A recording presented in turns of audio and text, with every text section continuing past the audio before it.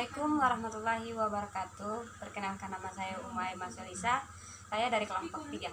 Hari ini saya akan menjelaskan materi kami dengan judul Teori Belajar Skinner, Ausubel, dan Gagne. Burrhus Frederick Skinner menyatakan bahwa ganjaran atau pengetahuan mempunyai peranan yang amat penting dalam proses belajar. Terdapat perbedaan antara ganjaran dan penguatan. Ganjaran merupakan respon yang sifatnya menggembirakan dan merupakan tingkah laku yang sifatnya subjektif. Sedangkan penguatan merupakan suatu yang mengakibatkan meningkatnya kemungkinan suatu respon dan lebih mengarah pada hal-hal yang sifatnya dapat diamati dan diukur. Teori Skinner menyatakan penguatan terdiri atas penguatan positif dan penguatan negatif.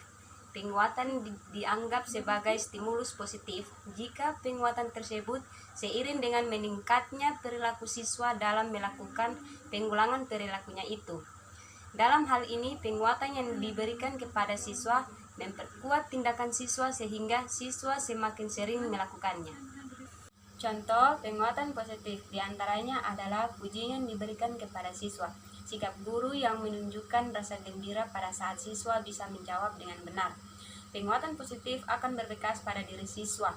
Mereka yang mendapat pujian setelah berhasil menyelesaikan tugas atau menjawab pertanyaan dengan benar, biasanya akan berusaha memenuhi tugas berikutnya dengan penuh semangat.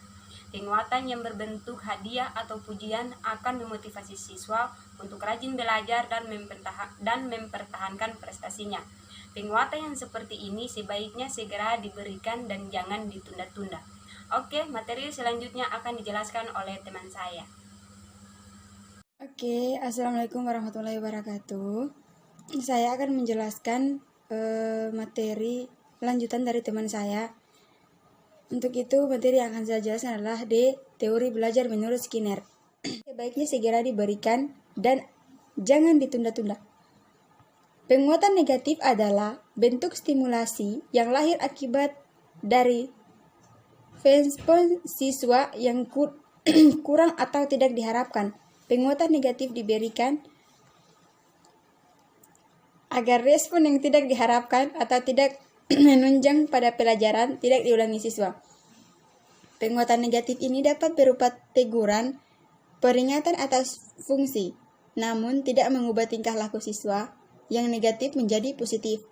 Namun untuk mengubah tingkah laku siswa negatif menjadi positif, guru perlu mengetahui psikologi yang dapat digunakan untuk memperkirakan atau memprediksi dalam mengendalikan tingkah laku siswa di dalam kelas. Guru mempunyai tugas untuk mengarahkan siswa dalam aktivitas belajar karena pada saat tersebut kontrol berada pada guru yang berwenang memberikan instruksi atau larangan pada siswa. Yang teori Ausubel. Ausubel terkenal dengan teori belajar bermaknanya. Menurut Ausubel, Hudoyo 1998,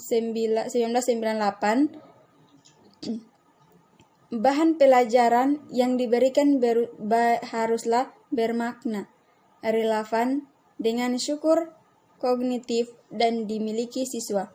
Oleh karena itu, pelajaran harus dikaitkan dengan konsep-konsep yang tidak dimiliki siswa, sehingga konsep-konsep baru tersebut benar-benar terserap olehnya. Dengan demikian, faktor intelektual emosional siswa tersebut terlibat dalam kegiatan pembelajaran. Terima kasih.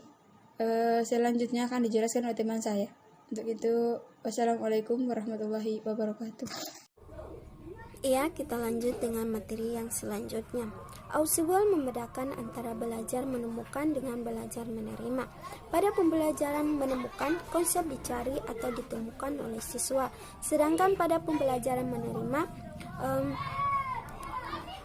siswa hanya menerima konsep atau materi dari guru. Dengan demikian, siswa tinggal hanya menghafalnya. Selain itu, Ausubel juga membedakan antara belajar menghafal dengan belajar bermakna. Pada pembelajaran menghafal, siswa menghafalkan materi yang sudah diperoleh. tetapi pada pembelajaran bermakna, materi yang telah diperoleh itu dikembangkan dengan keadaan lainnya sehingga belajarnya lebih bisa dimengertinya. Ausubel menentang pendapat yang mengatakan bahwa metode penemuan dianggap sebagai suatu metode mengajar yang baik karena bermakna. Dan sebaliknya metode ceramah adalah metode yang kurang baik karena merupakan belajar menerima. Menurutnya, baik metode penemuan maupun metode ceramah bisa saja menjadi metode belajar menerima atau belajar bermakna, tergantung situasinya. Ya, kita lanjut dengan teori Gagne.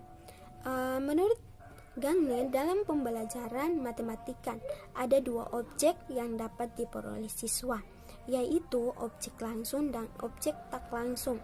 Objek tak langsung antara lain kemampuan menyelidiki dan memecahkan masalah, belajar mandiri, bersikap positif terhadap matematika, dan tahu bagaimana semestinya belajar.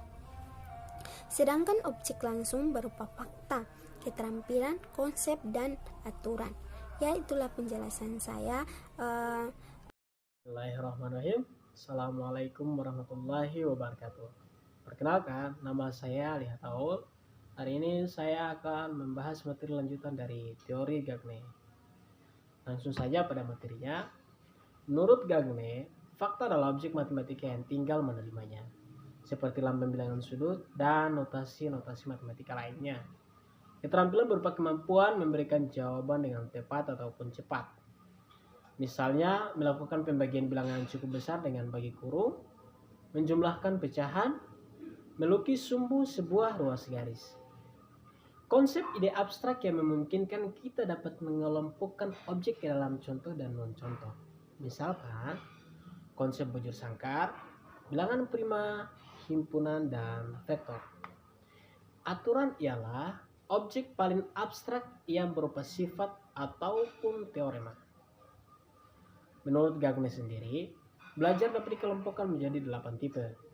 Yang pertama, belajar isyarat, stimulus respon, rangkaian gerak, rangkaian verbal, membedakan, pembentukan konsep, pembentukan aturan, dan pemecahan masalah. Kedelapan tipe itu terurut menurut kesukarannya dari belajar isyarat sampai ke belajar pemecahan masalah. Belajar isyarat ialah belajar yang tingkatannya paling rendah karena tidak ada niat ataupun spontanitas. Contohnya, menyenangi atau menghindari pelajaran karena akibat perilaku gurunya. Kemudian, stimulus respon merupakan kondisi belajar yang ada niat diniati dan responnya ialah jasmania. Misalnya, siswa meniru tulisan guru di papan tulis. Selanjutnya, rangkaian gerak adalah perbuatan jasmania, terurut dari 2 kegiatan atau lebih dalam rangka stimulus respon. Kemudian, rangkaian verbal adalah perbuatan lisan terurut dari 2 kegiatan atau lebih dalam rangka stimulus respon. Contohnya adalah mengemukakan pendapat, menjawab pertanyaan guru secara lisan. Kemudian, belajar membedakan adalah belajar memisah-misah rangkaian yang bervariasi. Kemudian, pembentukan konsep disebut juga tipe belajar pengelompokan, yaitu belajar melihat sifat bersama benda-benda konkret atau peristiwa untuk dijadikan suatu kelompok. Dalam hal tertentu, tipe belajar yang mengharapkan siswa untuk mampu memberikan respon terhadap stimulus dengan segala macam perbuatan. Kemudian, kemampuan di sini terutama adalah kemampuan menggunakan, misalnya pemahaman terhadap rumus kuadratis dan menggunakannya dalam menyelesaikan persamaan kuadrat. Belajar memecahkan masalah adalah tipe belajar yang paling tinggi karena lebih kompleks dalam pembentukan aturan. Ya, mungkin itu saja pembahasan materi dari saya mengenai teori lanjutan. Assalamualaikum warahmatullahi wabarakatuh. Saya akan melanjutkan materi dari teman saya. Dalam pemecahan masalah biasanya ada 5 langkah yang harus dilakukan, yaitu 1. Menyajikan masalah dalam bentuk yang lebih jelas. 2. Menyatakan masalah dalam bentuk yang lebih operasional. 3. Menyusun hipotesis alternatif dan prosedur kerja yang diperkirakan baik. 4. Mengetes hipotesis dan melakukan kerja untuk memperoleh hasilnya.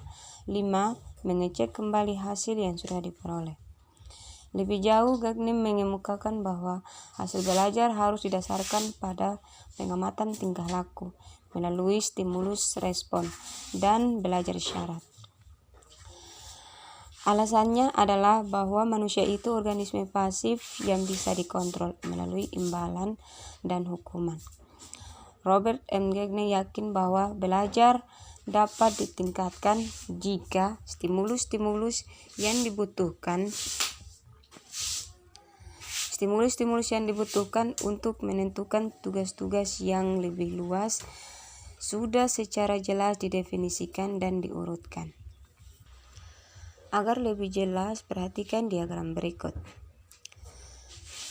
Dalam hal ini, A dan B merupakan subtugas, sedangkan C, D, E, F, dan G merupakan subtugas yang lebih kecil dari subtugas A dan B. Sehingga contoh untuk menjelaskan konsep atau tugas utama tentang perpangkatan, kita membutuhkan subtugas konsep perkalian, sedangkan konsep perkalian membutuhkan konsep penambahan. Misalnya, 3 pangkat 2 sama dengan 3 kali 3 sama dengan 3 tambah 3 tambah 3 tambah 3 sama dengan 9.